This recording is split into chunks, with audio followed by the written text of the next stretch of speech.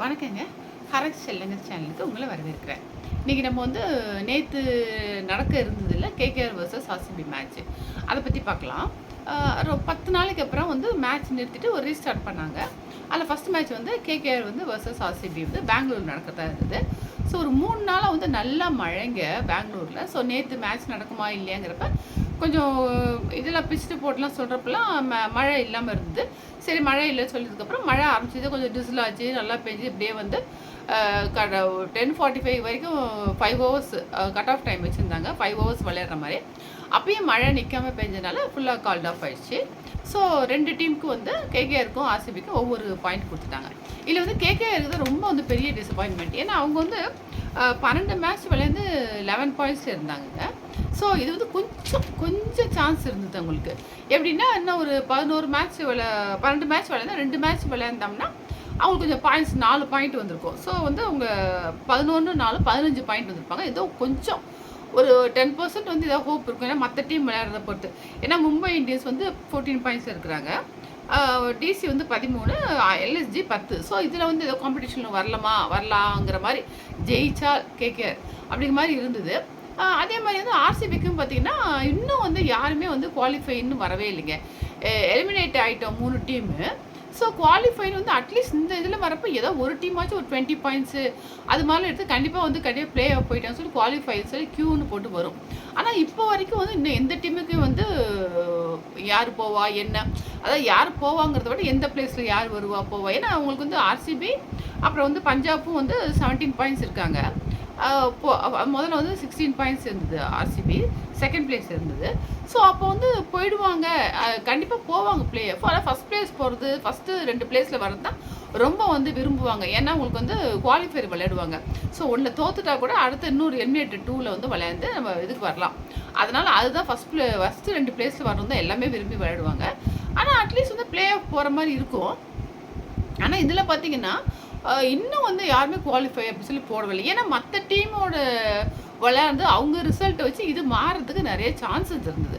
அதனால தான் யாருமே வந்து குவாலிஃபைன்னு போடலை. ஸோ நேற்று மேட்ச்சில் வந்து ஆர்சிபி வின் பண்ணிடுச்சுன்னா உங்களுக்கு 18 பாயிண்ட்ஸ் வந்து கொஞ்சம் ஓரளவு 90% வந்து குவாலிஃபை ஆகிடுவாங்க அப்படின்னு சொல்லி இருந்தது. அதனால் பார்த்தா சுத்தமாக வந்து இல்லை. அதுவும் இல்லாமல் உங்களுக்கு வந்து கோலி வந்து டெஸ்ட் கிரிக்கெட்லேருந்து ரிட்டையர்மெண்ட் அனௌன்ஸ் பண்ணிட்டார். ஸோ அதுக்கப்புறம் விளையாடுற ஃபஸ்ட்டு மேட்ச் இது. அதனால் வந்து அவங்க ரசிகர்கள்லாம் ரொம்ப எதிர்பார்ப்போடு வந்து கோலியை பார்க்கணும் வந்திருந்தாங்க. ப்ளஸ் வந்து டெஸ்ட் ஜெர்சியோட ஒயிட் அண்ட் ஒயிட்டில் வந்திருந்தாங்க. டெஸ்ட்டுக்கு போகிறோமா அந்த ஜெர்சியில் வந்து அவரை நல்லா சென்ட் ஆஃப் பண்ணுங்கிற மாதிரி வந்திருந்தாங்க.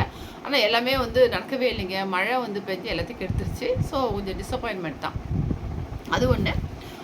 அடுத்தது பார்த்தீங்கன்னா இதுக்கப்புறம் பார்த்தீங்கன்னா இப்போ இதில் வந்து ஒரு இது வந்து நடக்கலாம் இருந்தது. எப்படின்னா இப்போ வந்து நம்ம வந்து சிஎஸ்கே வந்து 2011, 10 அண்ட் 11 கன்சிக்யூட்டிவ் இயர்ஸில் வந்து நம்ம சாம்பியன் ஆனோம்.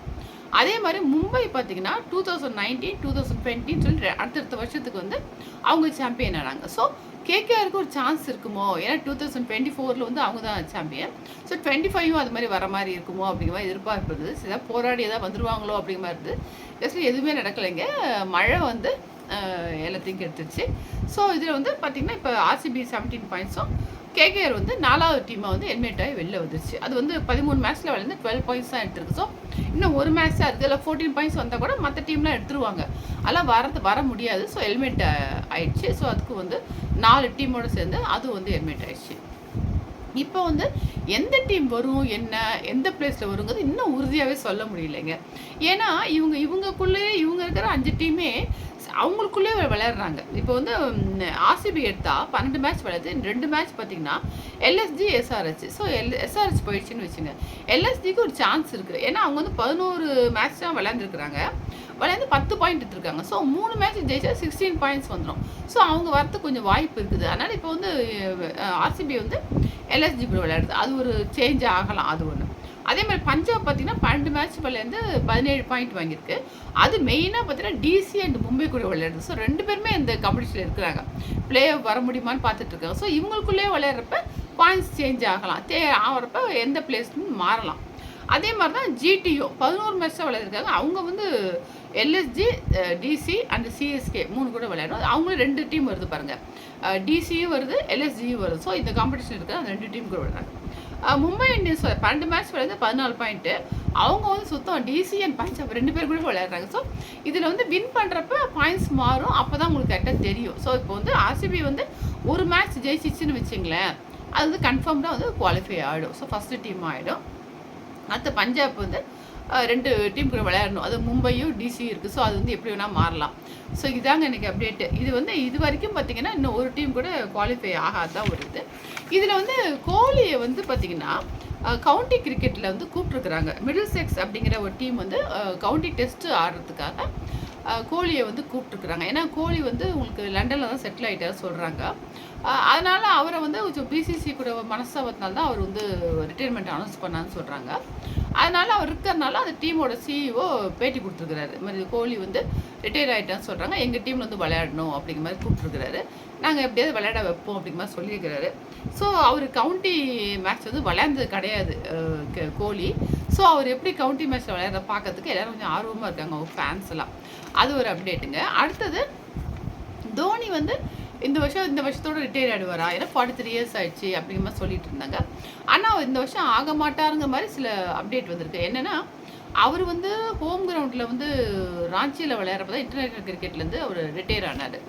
அதே மாதிரி என்ன சொல்லியிருக்கிறாரு, சென்னையில் விளையாடுறப்ப தான் நான் வந்து ரிட்டையர் ஆவேன்னு சொல்லியிருக்கிறாரு, சில அனௌன்ஸ் பண்ணுன்னு சொல்லியிருந்தார். ஸோ இந்த வருஷம் சென்னையில் மேட்ச் கிடையாது. ஸோ அது ஒன்று.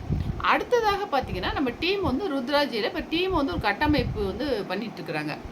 பிளேயர்ஸ் அந்த வருஷம் ரொம்ப சொதப்பி ரொம்ப பாட்டமில் இருக்கும், 10வது இடத்துல இருக்கும். நம்ம அத்தனை மேட்ச் விளையாண்டு 12 மேட்ச் விளையாண்டு 3 மேட்ச் தாங்க ஜெயிச்சிருக்கோம். இது மாதிரி மோசமாக நம்ம விளையாண்டதே கிடையாது. ஸோ அதனால் டீமை வந்து சரி பண்ணுறதுக்கு நெக்ஸ்ட் இயருக்கு இப்போலேருந்தே வேலையெல்லாம் ஆரம்பித்து புது பிளேயர்ஸ்லாம் போட்டு ட்ரையல் பார்த்து சேர்த்து எல்லாம் நடந்துகிட்ருக்கு, நம்மளுக்கு எல்லாருக்குமே தெரியும்.